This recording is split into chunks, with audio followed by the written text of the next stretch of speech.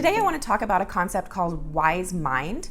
Wise mind is an idea that was developed by Dr. Marsha Linehan, who is the creator of dialectical behavioral therapy, which is a super effective, really cool therapeutic modality. And in wise mind, Dr. Linehan looks at how we gather information and how we use that information to make decisions. And a lot of times people sort of make decisions they just kind of on a whim, or they just kind of go with whatever feels right. And with wise mind, what we want to do is we want to train the mind to kind of find a happy medium and find a way to gather data from multiple sources and make decisions from that kind of a controlled way. So if we're thinking of kind of a spectrum, on one side of the spectrum, we've got rational mind. Or logical mind. And so this is going to be gathering information and making decisions from a very data-driven place. So facts, information, logic, that's all going to happen kind of in your frontal lobe, in the front part of your brain, where you're going to use judgment and you're going to base decisions on facts and logic and things like that. And I think of that as kind of a cold blue color, rational mind, logical mind. On the other side of the spectrum, we think of that as kind of emotional mind, and this is going to be controlled by the limbic system.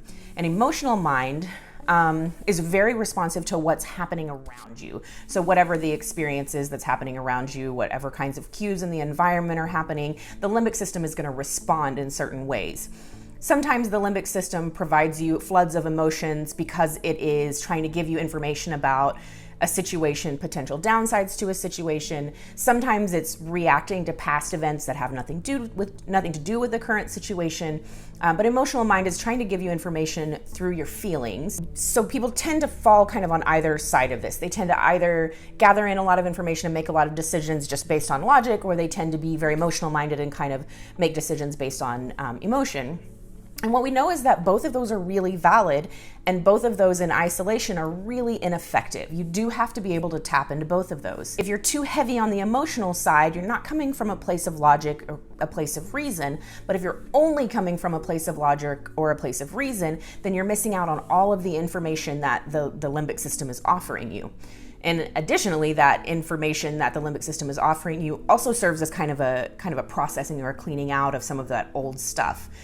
So there has to be room for both of these things, rational mind and emotional mind. Emotional mind is kind of red, kind of hot, fiery, reacts to the immediate environment, kind of impulsive on a whim, or kind of quickly reactive. So we have this kind of cold blue, we have red, and when we mix those together and we find a nice wise mind in the center, we're going to get a nice purple color.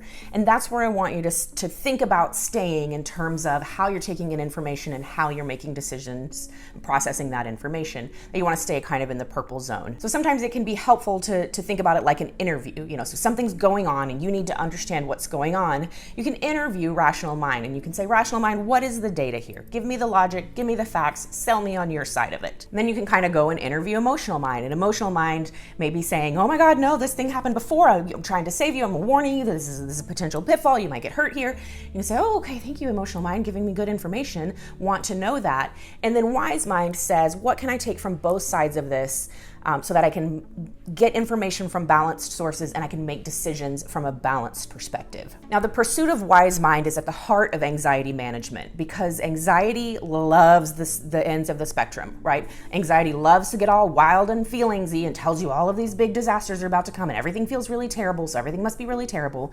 And then logic mind, anxiety's like, everything is black and white. Everything comes down to these two things. Everything comes down to these specific types of situations or whatever. And it's usually much more complex and much more gray area than that. So anxiety is going to fight you. Anxiety is going to pull you to one end or the other, just depending on what's happening or kind of whatever your natural style is.